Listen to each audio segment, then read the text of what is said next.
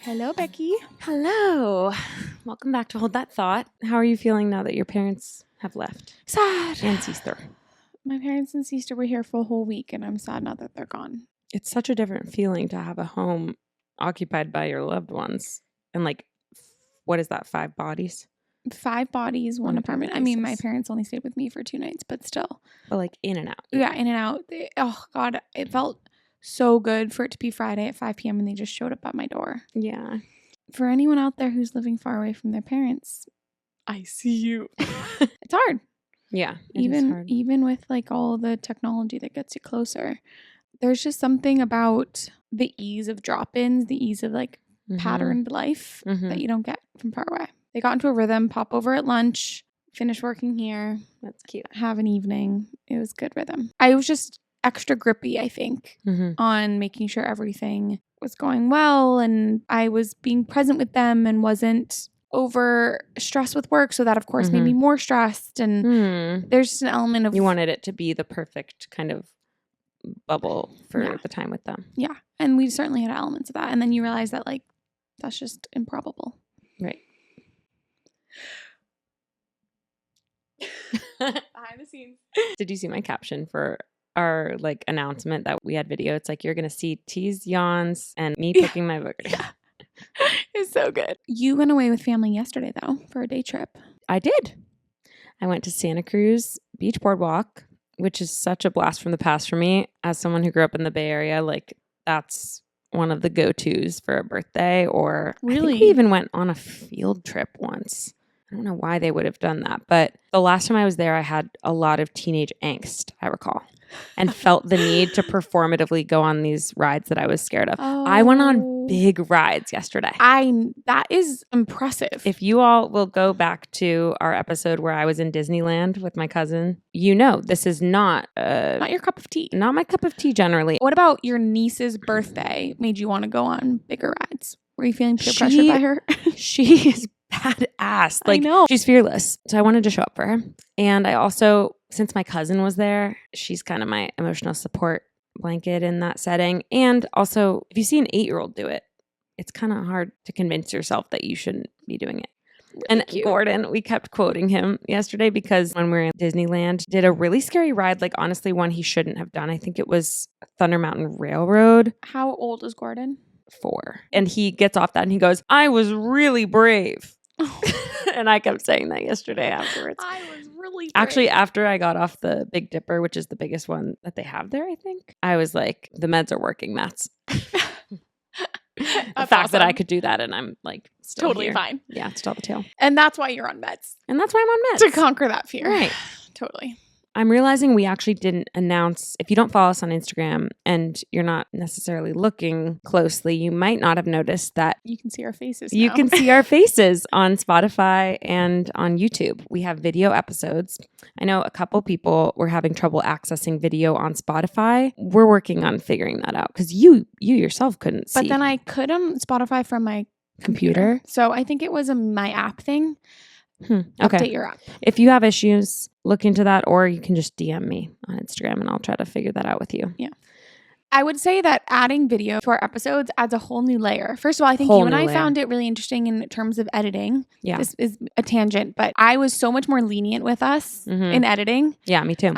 When I could see us talking. It adds this layer of just more conversation even than that. Yeah. Than when we were not. And then also the amount of times I notice I do weird things with my mouth. Oh my God, I touch my hair nonstop. This is good because this is reminding us. I touch my hair and I go like this. I chew on my lip. I constantly love that moment. I love that. That comes from my childhood. That's so baked into my psyche. It's insane. Did you notice that you smelled Laura's hair when you were playing with it the other day? Yeah. I think I kissed it. Hair. Yeah, maybe you kissed it. Because I was like, look at her beautiful hair. Her beautiful ponytail. She has such a good ponytail. What did that have to do with baked in my psyche? Self-soothing mechanisms from childhood. Oh, yeah. Who sells? You know what I used to do? Your hair smelling. I remember when we had a really scary drive. We might have been going to Vermont on a road trip. And was you it kept raining? Smelling your hair. I also. Do you remember?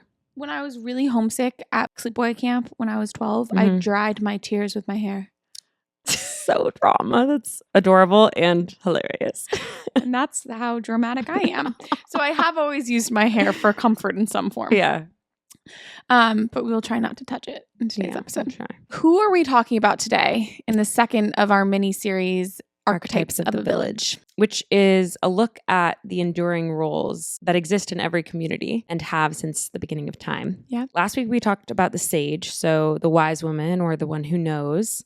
And this week we'll be talking about the healer or the caregiver. How would you define the caregiver or healer archetype? When you look up very basic, the caregiver archetype, it comes by many names.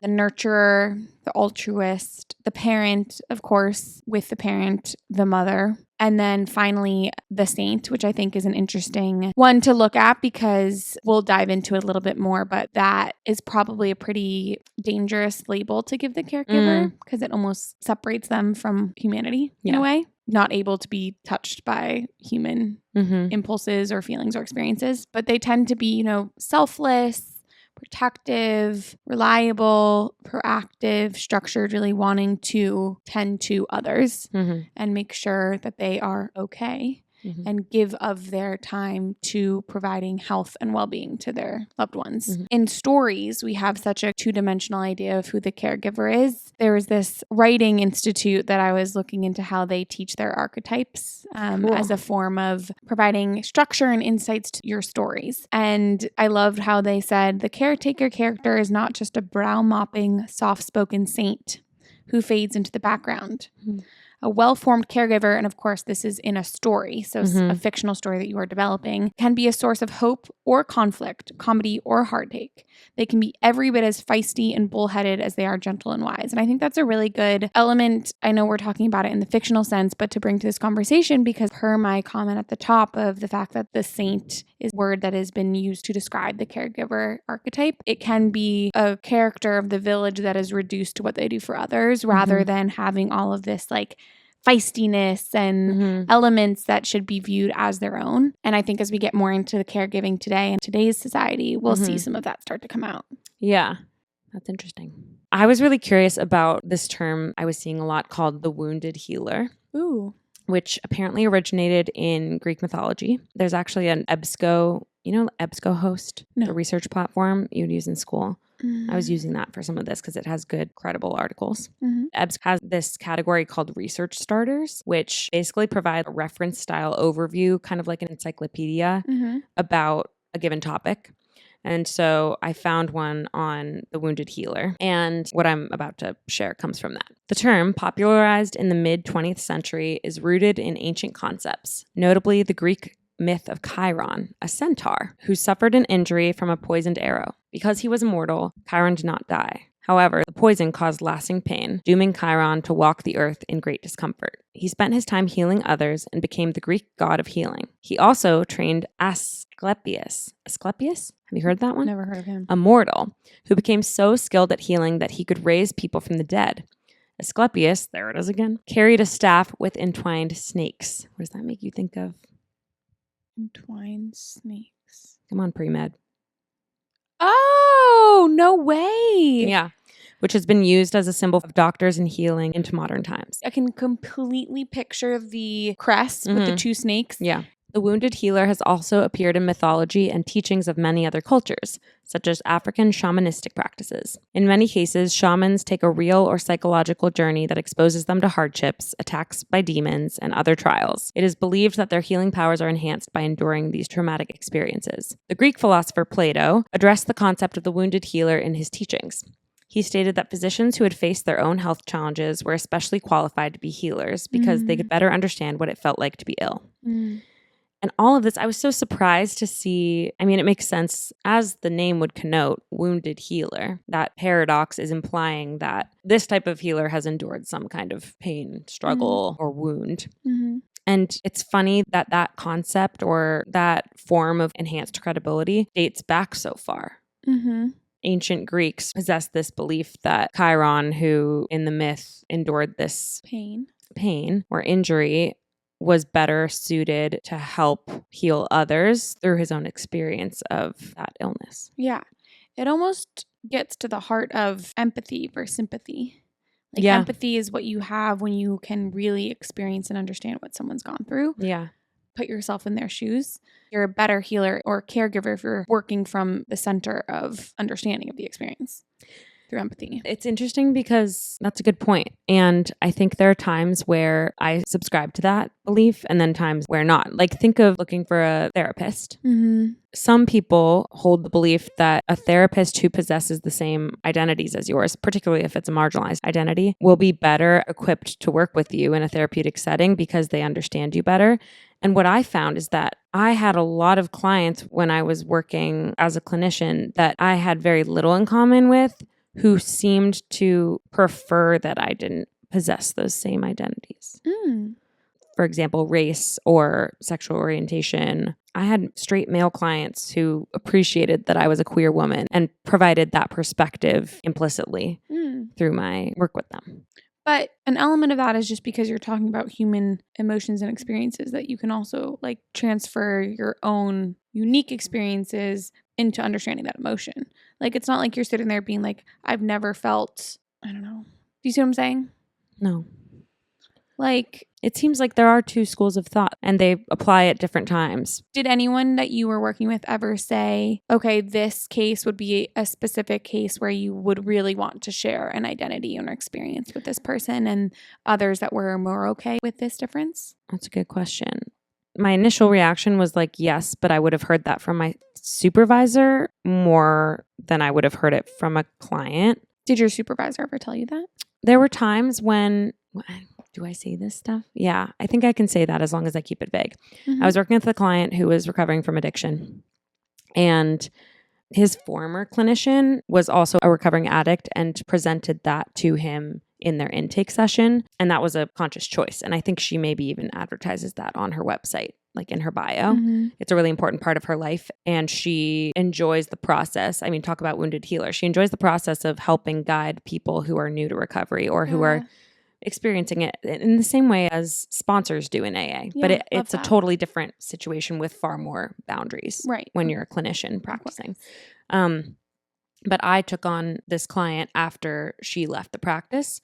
And I recall moments where I was like, AA has such a strong sense of culture and identity, and like the steps can't just be understood by reading them on a page. Like, you kind of have to live it, I hear. Mm-hmm. And so if that is a major fixture of someone's life and their therapeutic work is largely centered around that recovery, I wouldn't be surprised if they would prefer a clinician who had firsthand experience with that, either through supporting a family member or someone in their life through recovery or themselves. But I don't think that client ever said that to me, but I remember feeling it in the room. Like, oh, I don't know if I'm the right clinician for you. And I never shied away from asking that question to clients.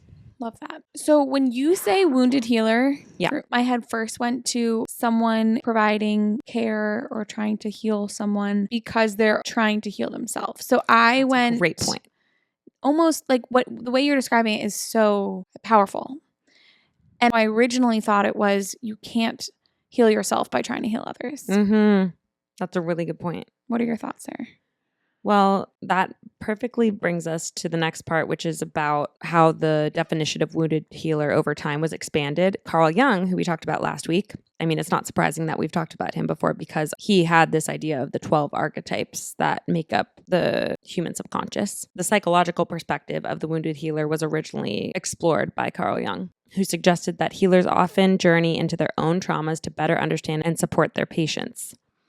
He coined this term in the psychological psychotherapy realm in 1951. Okay. However, obviously, as we've seen, it's a centuries-old phrase. However, Jung more often used the term wounded physician. He believed that the past physical and emotional wounds and trauma suffered by physicians became permanently part of their subconscious. According to Jung, physicians need to be aware of these past experiences and their effects to best help their patients. Jung viewed the myths of the ancient Greeks and the wounded healer archetype in the stories about Chiron and examples of the concept's universality. Jung also believed that many of those who became medical healers did so in part to heal their own past wounds. This, to me, brought up the issue of countertransference, which was coined by Sigmund Freud, the father of psychoanalysis, to describe a therapist's unconscious emotional reactions to a patient. First of all, it's easier to explain transference. If I'm a client and you're the practitioner, I might project onto you qualities of my mother that are unresolved or resolved. So I might start relating to you as I do my mother. Oh, am I the therapist? Yeah. Yes. Got it. I might read into what you say in the way I do my mother. Countertransference is the opposite of that. It's the therapist working through or projecting onto a client that which is unresolved within them and using too much of their personal experience to inform their understanding of the client. Got it. And so I think it's a really pertinent issue to talk about in this, that you are not an effective healer if you are encumbered by countertransference. Everyone is to some degree, but as Jung and Freud suggest, it's important to be doing your own therapeutic work alongside your work with clients so that you are not allowing that to come into the room. I actually have a couple of videos about this on my TikTok. I've had a couple moments of really harmful countertransference from different clinicians. And one of them I talked through and one of them I did not with my therapist. And I think those can be some of the most powerful moments in therapy because also at the end of the day, we're both humans. Like, I think we're past the days where it was imagined that therapists are just this blank slate. I mean, if you're a psychoanalyst, you still might be kind of trying to convey that image to your clients. Some psychoanalysts who take it really seriously don't even drink water in front of their clients because why? That's scary. It reminds them of their fallibility. Their humanness. Their fallibility? Yeah, fallibility. The fact that they're humans and have basic human needs. Interesting. Well, the fact that you just said reminds that they're human reminded me of the fact that so much of this at the beginning when we were talking about like the stereotypical healer or caregiver is that the saint was lumped in there with the word the mother and the nurturer. Yeah. How damning that can be if that's still the paradigm that you're operating under. Yeah. In situations Holier like being a therapist or a doctor or even some of the more everyday caregiving situations that we'll talk about, that's just impossible. Yeah. So it's dangerous. And it's actually, I think, a dog whistle. It can be a dog whistle for like a cult leader. Humility and admission of fallibility are critical to the caregiving role and to the healing role because otherwise, as we talked about last week in terms of wisdom, believing you are above others is often an example of someone who is not a true healer. Yeah. I mean, I guess that's just my personal opinion. It doesn't have to be that way, but I'm thinking about like, no, but I agree you think about like the Mother God cult. Did you watch that? Oh my God. Like, wait, was that where they painted themselves in silver? Or they like became silver? Yeah. And why did they do that? It was like some supplement. It got a little extra loopy towards the end, but there was this power stratification that ultimately placed her above all others. I think when yes. As soon as you have a power dynamic in a caregiver or healer partnership or relationship, it's way more likely that harm can be done, I think. Yeah. I think you see that in the fact that people in the medical system, if they don't feel empowered to ask questions of their doctor or their physician or medical professional or push back on or advocate for their own care, the outcomes are pretty dire. Yeah, that's such a good point. This is reminding me of some of the research I did about Eastern healing modalities. So I was looking into Reiki, which if you don't know what that is, it's a Japanese technique for stress reduction and relaxation that also promotes healing. It's administered by laying on hands, or I was kind of perplexed by that because sometimes it's done by like hovering hands and is based on the idea that an unseen life force energy or chi flows through us and is what causes us to be alive. If one's life force energy is low, then we are more likely to get sick or feel stress. And if it is high, we are more capable of being happy and healthy. The best resource for Reiki, it seems, is reiki.org. And they talk all about exactly what we're referring to about the de-stratification of power. There's essentially no presence of that language in their whole website. Interesting. An amazingly simple technique to learn. The ability to use Reiki is not taught in the usual sense, but it is transferred to the student during a Reiki class. This ability is passed on during an attunement given by a Reiki master and allows the student to tap into an unlimited supply of life force energy to improve one's health and enhance the quality of life. It is not dependent on one's intellectual capacity or spiritual development, and therefore is available to everyone. It has been successfully taught to thousands of people of all ages and backgrounds. While Reiki is not a religion, it is important to live and act in a way that promotes harmony with others. Mikao Usui, the founder of the Reiki system of natural healing, recommended that one practice certain simple ethical ideals to promote peace and harmony, which are nearly universal across cultures. This is called Gokai. These are meant to guide daily life. The 5 principles are: just for today, I will not anger, I will not worry, I will be grateful, I will do my work honestly, I will be kind to every living thing. What did you hear in all of that, in the part about who is able to administer Reiki and what the guiding principles are? Well, I hate that my brain first went to this comment. You and I looked at it together online. Reiki? No, it wasn't about Reiki. It was about another modality of healing where a woman said, I don't have the training to speak to this particular element, so I won't. Oh. Do you remember? Does this jogging a memory? Yeah, vaguely. Oh, was it this thing? Oh my God. Okay, got it. That was it. Thank you. It was the finger thing. Okay, so the first thing that came into my mind was this video that you had sent me a little bit ago where a woman is describing different breathing techniques for if you need to calm yourself in different levels of your body. Like if you bring your... access breath in different in different elements of your body. So like putting your pinky and your thumb together allows you feel the breath in your chest higher than when you put your pointer finger and your thumb together. That opens up like a deeper belly breath. And I was amazed by this. We were freaking out about it. It's remarkable. And then all these people were asking questions in the comments, and she said, I actually don't have the level of training that allows me to speak more spiritually about these like elements of breath, spirit, and body. You know, there's specific teachers in this practice that are, and she was really respectful of it. Yeah. And so my first thought was, and I don't like how cynical this is, but just like how much that opens, how that philosophy of Reiki could open itself up to be misused by Western traditions. And it surely has. Then I thought there's an element of, what's the word I'm trying to find?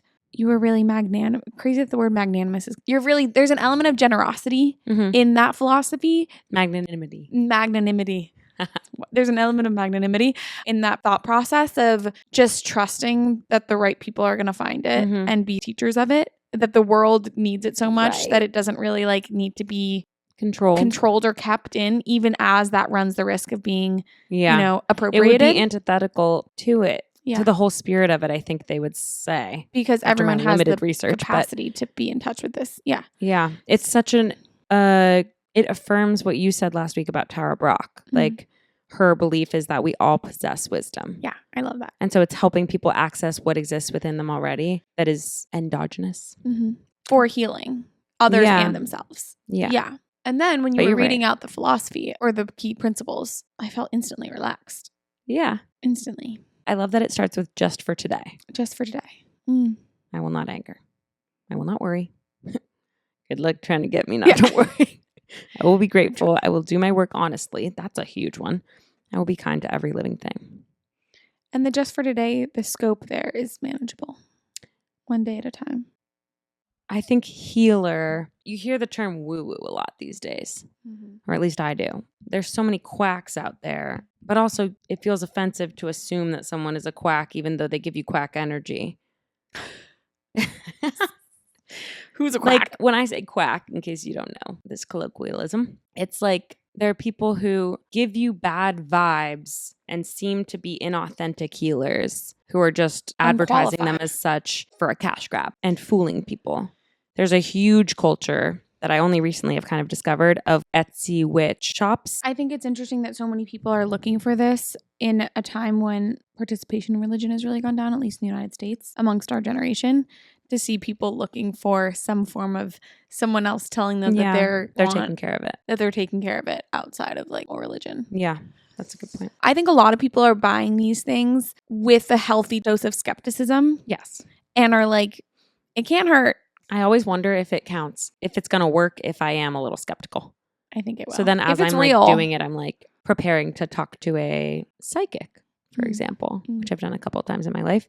I'm like, I believe. There's a photo of me on the roller coaster from this weekend where I'm like, literally my head is down and my hands are like this. Yeah, it looks like you're praying. It looks like I'm praying. And I was saying to my mom, I was preparing to meet my maker and trying really hard to convert in real time. Yeah. Please, I'm here. I'm here. Don't forget about me. Saying I believe. I mean, my example of this is obviously very trivial and silly, but it's reminding me of an anecdote I actually wanted to share with you about a wounded healer. I watched this documentary in grad school. I can't remember which class. Oh, it was for my substance abuse and addictive disorders class, which was taught by Hala Alyan, who's an amazing author and professor and really great thinker and clinician, and I love her. So the documentary featured this man, Kevin Hines, who in 2000, he attempted suicide by jumping off the Golden Gate Bridge. He went on to survive. He's one of only 36 to survive the fall from the Golden Gate Bridge. That's less than 1%. Wow. He says many factors contributed to his miraculous survival, including a sea lion, which kept him afloat until the Coast Guard arrived. What? I'll get into it. Kevin now travels the world sharing his story of hope, healing, and recovery while teaching people of all ages the art of wellness and the ability to survive pain with true resilience. Wow. His motto is #BeHereTomorrow and every day after that. I'll share a few quotes. I was not yet ambivalent till I got to the bridge. When I got to the bridge, all I wanted to do was live, but my brain was trying to kill me. I was compelled to die by my hands. It was not a decision to attempt to take my life. It was a compulsion. It was the millisecond my hands left the rail and my legs cleared that I had an instantaneous regret for my actions and the 100% recognition that I'd just made the greatest mistake of my life, and it was too late. Upon impact, I shattered my T12, L1, L2, lower vertebrae into shards. I broke the surface of the water, I bobbed up and down, and I prayed, God, please save me. I don't want to die. I made a mistake, on repeat. 3 things would come into play that day that I'd call my 3 miracles. A woman driving by at the moment of my attempt saw me go over that rail and called her friend on the car phone in the United States Coast Guard. Only reason the Coast Guard got to my position in the water within a 3-minute window before I would set into hypothermia and drown was because of that woman making that phone call. Number 2, in the water, as I flailed to stay afloat and kept coming up and going down, something began to circle beneath me. Something large and slimy and very, very alive. I would later learn that there was a sea lion, and the people above looking down believed it to be keeping my body afloat until the Coast Guard arrived behind me. The sea lion is his logo for his company. Number 3, and as I was entering the emergency ward, one of the foremost back surgeons was leaving for the day to go do something else somewhere else. He decided to do me a solid and stay. He performed a 10.5-hour back surgery on me to replace my shattered vertebrae with titanium. Oh my God. The singular reason I get to stand, walk, and run every day. Oh my God. So he has his own nonprofit now where he helps to support people experiencing depression and suicidal ideation. There's also another Kevin, Sergeant Kevin Briggs. He was also known as the guardian of the Golden Gate Bridge. I've heard of him. Really? Mm-hmm. During his 20-year career, he patrolled the bridge and talked more than 200 people out of jumping. Wow. His specialty is in crisis management. Kevin Hines is a great example of the wounded healer and how his mouthpiece, as we talked about last week, is such a compelling one. Like his story and the fact that he has experienced this lends him credibility in a room of people who are struggling with suicidal ideation that you wouldn't feel from someone who had never experienced that. Yeah. And I think what's really, well, first of all, that story is incredible. I know. Second of all, the thing that went through my mind there is a theme we've been centering around, but he's leading with such vulnerability and such honesty around, and I don't use this word pejoratively, but like quote unquote mistakes or hard times that he's had. And he's not portraying himself as the saint caregiver. He's portraying himself as this wounded healer that can heal better because he's wounded himself. For his flaws. Exactly. Yeah. Wow. That's incredible. I love how we have explored healing, touching on more formal means of being a caretaker, like a doctor, like someone who makes it their profession to go and help others. And then a huge part of the caregiver role in our villages today are the family caregivers, typically caring for sick or elderly family members who need their care. The AARP just released their 2026 report titled Valuing the Invaluable. It found that there are 59 million family caregivers in the US who are caring for adults, providing 50 billion hours of care, equaling the equivalent amount of work done by 23.8 million full-time workers. Wow. Which is about 17% of the United States full-time workforce right now, which is incredible. It is, for the first time, trying to put a number and a value to this invaluable care that is often overlooked and who are often ignored in terms of what they need from others and the support they need. Also, just as an aside, this is reminding me of an article that I read in grad school. I can't remember what it was called, but it was about how a huge proportion of the caregivers in our country are undocumented and paid minuscule amounts compared to their worth and are sending the lion's share of the money they make back home to their families and countries where it's desperately needed for basic life needs. Yep. I'm glad you brought that up. I watched a documentary produced by Bradley Cooper. It's called Caregiving. It's on PBS. It's available on PBS. He became fascinated by this concept of the challenges and then triumphs and beautiful elements of being a caregiver in America through the course of his own experience of caregiving for his father who had cancer. And so he produced this 2025 documentary called Caregiving, and it follows a few different snapshots of people in this country who are caregiving across all different situations. One of them was of this woman from the Philippines who left her children in the Philippines and came to the United States to work as a caregiver for an elderly woman. And she was this woman's primary caregiver 5 days a week in her apartment. Hearing her talk about her job as a caregiver was so beautiful. There were snippets in the documentary of her putting makeup on her patients' face, and she talks a lot about you can have as much money in the world, but if you're stuck in bed all day, that's not a life. That's not a quality of life. So she was really focused on providing this woman quality of life in her end of life. At the same time, though, she'd had to leave her sons back home, and her son came over to the United States for a few years of school, but then wanted to return back. He was in his, late teens, wanted to return back to the Philippines. And there's this scene of her crying, saying, I don't know what to do. I lost my kids and my kids lost their mom for me to come be this woman's caregiver, but I can't leave her because I'm her primary caregiver. And that sense of responsibility, that love for this woman that is not her kin, but that she has made a promise to, was really remarkable. And of course, it's tied up with the fact that this paycheck in the United States was worth a lot more that she could send back to her kids back home. So it's just so much convoluted leaving your home and giving up the caregiving of your kids to go be a caregiver for someone else. And to be caregiver for your kids from afar. Yeah. It's remarkable. And to do all of that amidst the backdrop of anti-immigration and the utter vitriol that our president spews on a daily basis. Yeah. Such thankless work. Yeah. There was another incredible story of this couple and their young son, Matt and Kanlaya. When Kanlaya was 35, she was perfectly healthy, and she suddenly had 2 massive strokes and was given a cancer diagnosis at the age of 35 that left her paralyzed and cognitively impaired. Matt, in his interview in this documentary, talks about the fact that he and Kanlaya, after they had their son, and their son was 3 at the time of Kanlaya's strokes, always talked about how if one of them were to get ill or sick, they had to prioritize their son. Their son was named Ty. And Matt says, I knew in that moment that to prioritize my son was to give him his mother. So I quit my job. I made it my life to be the primary caregiver for my wife, Kanlaya. He spends every day trying to create some semblance of normalcy and stability for their family of 3. Everything from leading her through her PT, to bathing her, to taking Ty to school, to everything in between. He is the family's primary caregiver, along with this 5-year-old son. Matt talks about the fact that his son, Ty, has grown up exponentially faster, given the fact that he is partaking in this caregiving for his mother.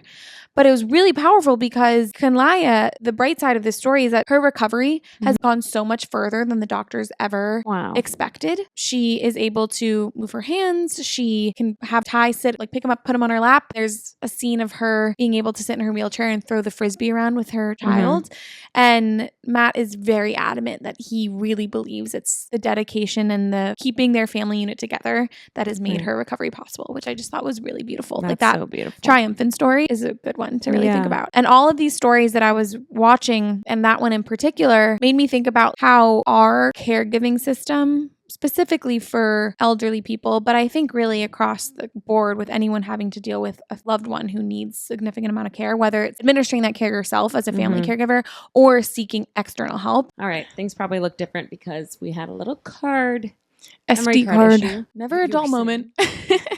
Something that I was just really remarking on when I was doing some research and in these stories from the Caregiving documentary is how there are so many instances of ways in which our caregiving system can feel really broken and isolating, but also that's why it's all the more important to find these instances of models of caregiving that are working. I came across this organization called the Atlas of Care, and they are really focused on helping people create their care maps for themselves, which is a diagram of relationships, connections, interactions that someone has that illustrates these threads that bind them to other people, both those that are closest to and those who they might only have a passing relationship with. And in doing that, it often allows people to see if they're caregivers, the load on them and what they need to ask for, and then also help them see as well how and from whom they are receiving care and who they can ask for more care from as well. This Atlas of Caregiving website has a few of their impact stories of this simple tool of just draw. It looks like, something that a kindergarten kid would draw of like, here's my family in my house and here's my baby sister and whatever. But the impact stories that people describe is incredible. One quote is, when I first drew my care map, my grandma was far away and I noticed that she was calling me, but I never gave her that love and care back. I started to call my grandma weekly and I learned about all the pets she has and the neighbors she hangs out with. Now my care map has a thicker line between me and my grandma. Another one, I've always been proud of all I do to care for others professionally in the community with my family and always thought of myself as self-reliant. My voice is hoarse right now because of how much energy I put into coaching a teenage boys lacrosse team. But drawing my care map made me realize that those boys actually do so much for me. I'd never thought of myself as a care receiver. This was so eye-opening. A different model of thinking about caregiving and expanding our scope of our community in a way. Wow. I love that. Something I was thinking about is that this isn't exactly caregiving, but you volunteer through a program that connects people who are recovering from cancer or undergoing cancer treatment with people who are looking to provide support. Yeah. I'm curious how you think now about the difference between or the intersection of care and healing, as we talked about at the beginning, in light of that experience. I really like that. The thing I've been most struck by is how to hear this person that I spend Wednesday afternoons with talk about their experience of going through cancer treatment and getting better is how, if I had to envision their care map, it would be really far-reaching and wide. And they were someone who self-admittedly had felt self-reliant, and how going through an illness really caused them to need to rely on people, and how many people were in their village and in their corner through that process. This is an obvious thing, but healing only comes from getting care from other people in a lot of ways. And yeah, it's been beautiful to hear their experience. Anything else? No, I'm loving the process of researching these archetypes and thinking about how their historical relevance or their historical role informs what we see in our modern day. Yeah, me too. Love you. Love you. Love you. Love you. Thank you, Phoebe Fry, for this episode's music.